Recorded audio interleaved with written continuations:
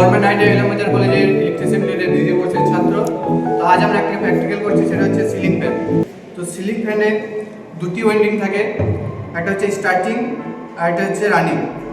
তো এই দুটি কয়েলই আমরা কোনো রকম মেশিনের সাহায্য ছাড়াই আমাদের গ্রুপলে আমরা এটা পুরো দুটো কয়েলই আমরা নিজের হাতে বেঁধেছি এবং এই প্র্যাকটিক্যালটাতে আমরা সফল হয়েছি।